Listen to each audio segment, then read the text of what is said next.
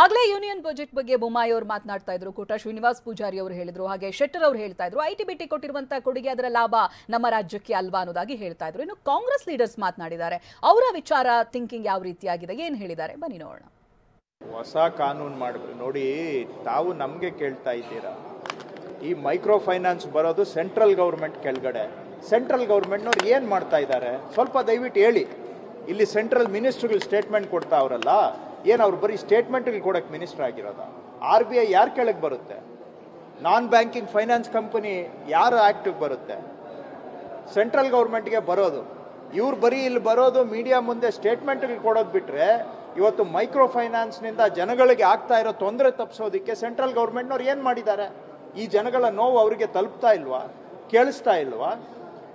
ರಾಜ್ಯ ಸರ್ಕಾರಕ್ಕೆ ಏನು ಅಧಿಕಾರ ಇಲ್ಲ ನಮಗೆ, ಹೌದು. ಆದರೂ ಕೂಡ ಜನಗಳ ಹಿತ ಕಾಪಾಡೋದಕ್ಕೋಸ್ಕರ ಯಾವ ರೀತಿ ಒಂದು ಕಾನೂನನ್ನು ಮಾಡಬಹುದು ಅಂತೇಳಿ ಶರವೇಗದಲ್ಲಿ ನಾವು ಕಾನೂನನ್ನು ಮಾಡ್ತಾ ಇದ್ದೇವೆ. ಮಾನ್ಯ ಮುಖ್ಯಮಂತ್ರಿಗಳು ಸಭೆ ಮಾಡಿದ್ದು ಬಹುಶಃ ಹೋದ ಶನಿವಾರ. ಒಂದು ವಾರದಲ್ಲಿ ಇವತ್ತು ಬಿಲ್ಲನ್ನು 4 ಬಾರಿ ಮುಖ್ಯಮಂತ್ರಿಗಳು ಸಭೆ ಮಾಡಿ ಬಿಲ್ಲನ್ನು ಅಂದರೆ ವಿಧೇಯಕವನ್ನು ಚರ್ಚೆ ಮಾಡಿದ್ದಾರೆ.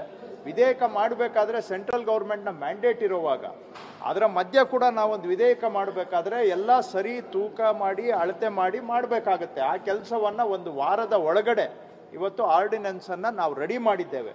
ಬಹುಶಃ ಇದಕ್ಕಿಂತ ವೇಗದಲ್ಲಿ ಯಾರು ಮಾಡಲಿಕ್ಕೆ ಸಾಧ್ಯ ಇಲ್ಲ. ನೀವು ಒಪ್ಬೋದು ಬಿಡ್ಬೋದು, ಆದರೆ ಸತ್ಯದ ಮಾತನ್ನು ನಾನು ಹೇಳ್ತಾ ಇದ್ದೇನೆ. ಒಂದು ವಾರದಲ್ಲಿ ಒಂದು ವಿಧೇಯಕವನ್ನು ನಾವು ತಯಾರು ಮಾಡಿದ್ದೇವೆ.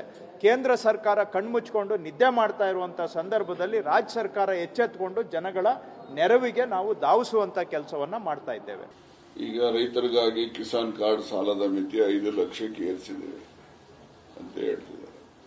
ನಮ್ಮ ರಾಜ್ಯದಲ್ಲಿ ಇದನ್ನು ನಾವು ಈಗಾಗಲೇ 2 ವರ್ಷದ ಮುಂಚೆನೆ ನಾವು ಏರಿಸಿದ್ದೇವೆ.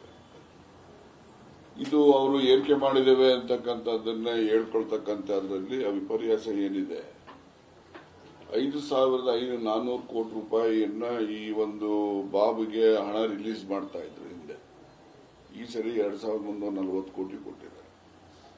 ಮತ್ತಿದು ಏರ್ಸಿದೀವಿ ಅಂತ ಹೇಳಿದ್ರೆ, ದುಡ್ಡು ಕೊಡದೆ ಏರ್ಸಿದೀವಿ ಅಂತ ಪೇಪರ್ ಅಲ್ಲಿ ಕೊಟ್ರೆ ಬರೀ ಸರಸ್ವತಿ ಪ್ರಸನ್ನ ಆದ್ರೆ, ಲಕ್ಷ್ಮೀ ಪ್ರಸನ್ನ ಆಗದೆ ಇದ್ರೆ ರೈತರಿಗೆ ಏನ್ ಅನುಕೂಲ ಆಗುತ್ತೆ?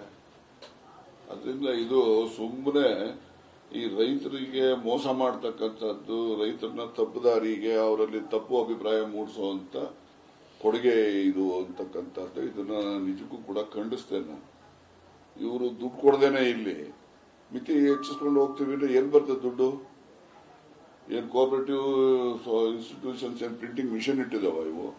ನಮ್ ಕರ್ನಾಟಕಕ್ಕೆ ಒಂದಕ್ಕೇನೆ ನಾನು ಈಗಾಗಲೇ ಹೇಳಿದಂಗೆ 3,260 ಕೋಟಿ ಕಡಿಮೆ ಮಾಡಿದ್ದಾರೆ 1 ವರ್ಷಕ್ಕೆ. ಮತ್ತೆ ಇವ್ರು ಜಾಸ್ತಿ ಮಾಡಿದೀವಿ ಅಂತ ಅನೌನ್ಸ್ಮೆಂಟ್ ಮಾಡಿದ್ರೆ ರೈತರಿಗೆ ಏನು ಅದರಿಂದ ಅನುಕೂಲ ಆಗ್ತದೆ? ಅನುಕೂಲ ಆಗದೆ ಇರೋನ ಇವರು ಅನೌನ್ಸ್ಮೆಂಟ್ ಮಾಡಿ ರೈತರನ್ನ ತಪ್ಪುದಾರಿಗೆ ಹೇಳ್ತಕ್ಕಂಥದ್ದನ್ನು ನಾನು ನಿಜಕ್ಕೂ ಕೂಡ ಖಂಡನೆ. ಇದು ರೈತ ವಿರೋಧಿ ಬಜೆಟ್ ಅಂತ ಹೇಳ್ಬೋದು.